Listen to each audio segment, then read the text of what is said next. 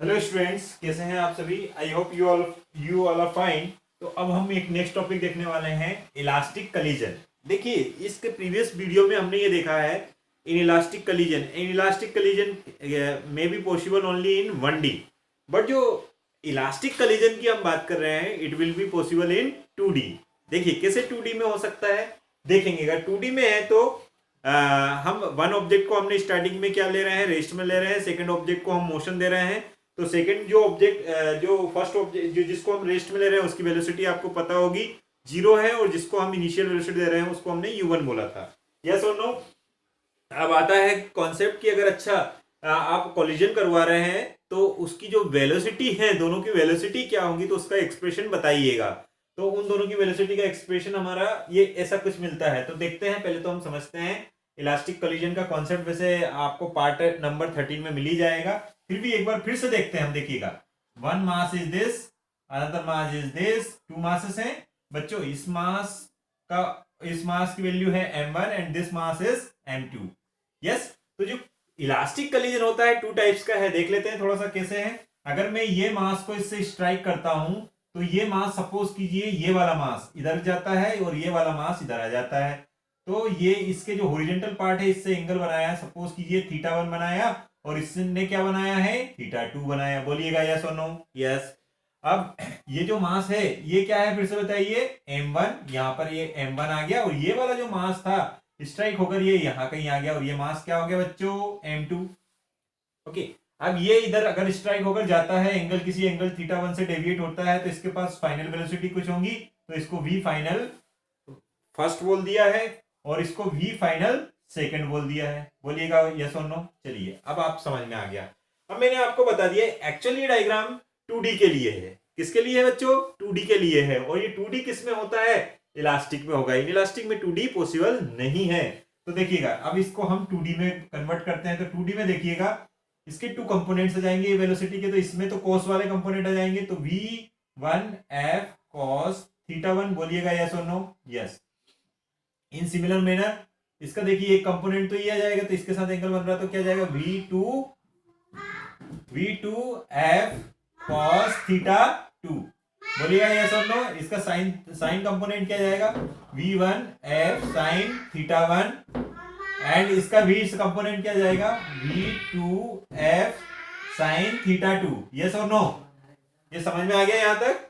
चलिए बच्चों, अब बात ये आती है कि ये जो मास, अगर अभी तो हम बात कर रहे हैं 1D की, और जब भी 1D की बात करते हैं, फोर 1D, ये एक्सप्रेशन हमें मिलने हैं। ये एक्सप्रेशन पहले लिख लिए हमने।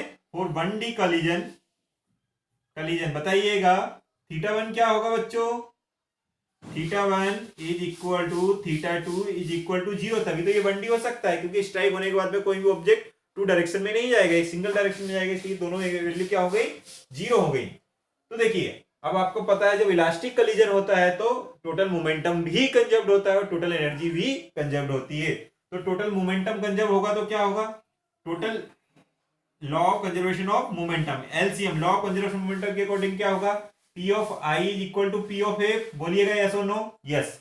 मतलब इसकी वेलोसिटी आपने इनिशियल वेलोसिटी क्या ली थी, u1, इसकी इनिशियल वेलोसिटी थी क्या, u2, लेकिन ये वैल्यू कितनी है, 0, क्योंकि ये ऑब्जेक्ट किसमें था, इनिशियली रेस्ट में था। बोलिएगा यस। यस। तो अब देखिए, initial momentum, total initial momentum बताइए, इसका मोमेंटम प्लस इसका मोमेंटम, बट ये तो रेस्ट में, तो टोटल मोमेंटम क्या आएगा इनिशियली, m1 u1 प्लस 0 आ जाएगा, तो 0 को लिखने की जरूरत नहीं। Total final momentum, mass of second, mass of first object and velocity of first object. Velocity of first object क्या होगी, v1f। यस और नो बच्चों। यस। इसी टाइम से हमें पता है जब कोई बॉडी स्ट्राइक होती है तो स्ट्राइक होने के बाद में जब इलास्टिक कोलिजन होता है तो वो सेपरेट हो जाती है। तो mass of second object and velocity of that object. बोलिएगा यस। यस बोलिएगा। राइट। आपको समझ में आ गया है मुझे लग रहा है। ये इक्वेशन फर्स्ट बोल देते हैं।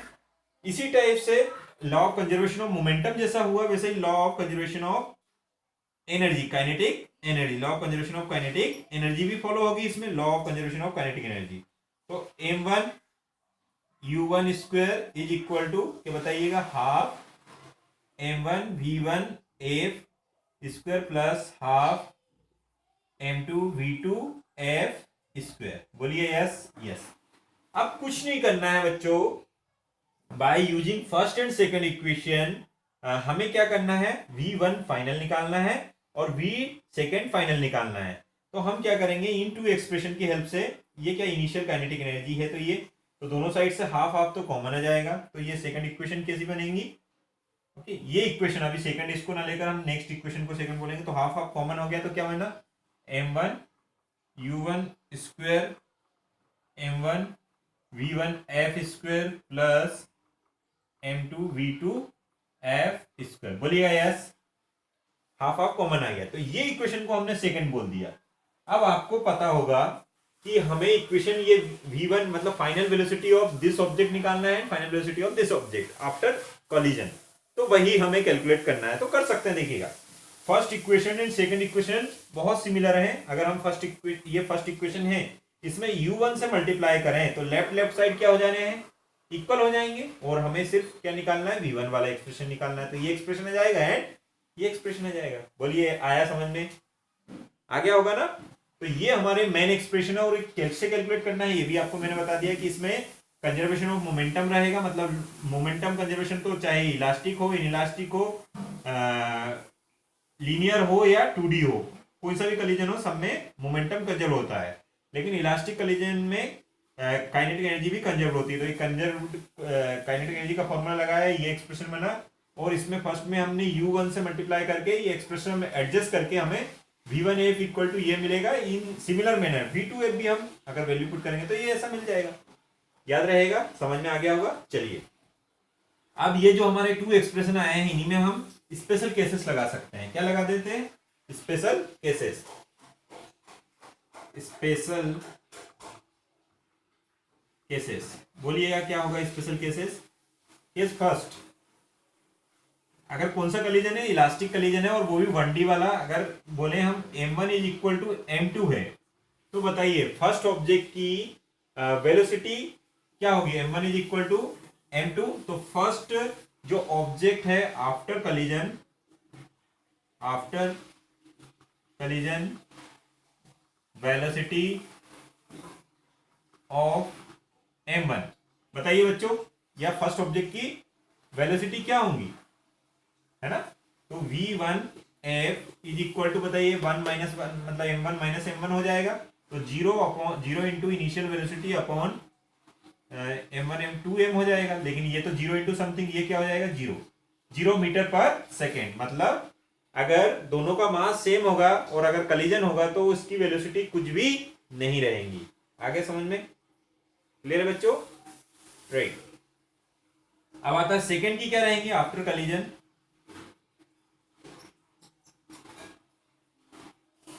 वेलोसिटी ऑफ m2 बताइएगा, v2f, जब क्या है m1 is equal to m2 is equal to m कर लीजिएगा। चलिए बताइएगा क्या होगी, 2f 2m हो जाएगा ये, और ये u1 हो जाएगा initial velocity of first object upon 2m हो जाएगा।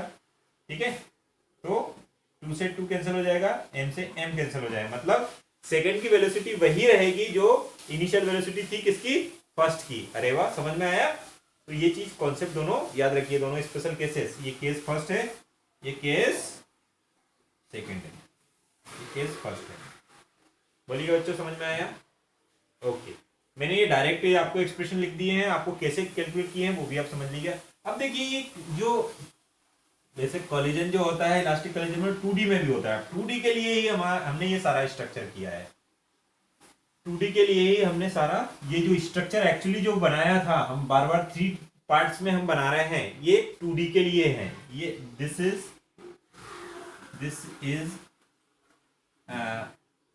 Diagram for 2D elastic collision. बोलिएगा यस और नो। देखिए इसमें 2 एक्सिस में हो रहा है, एक एक्सिस में एक वाई एक्सिस में हो रहा है। ठीक है, तो ये चीज हम चाहें तो इसको शॉर्ट एक अलग से वीडियो बना देंगे। मैं इस पार्ट में आपको सिर्फ इलास्टिक कलीजन बताना चाह रहा था, वो भी 1D वाला। So I hope you understood. If you understood then Like and subscribe and share to your friends. Thank you.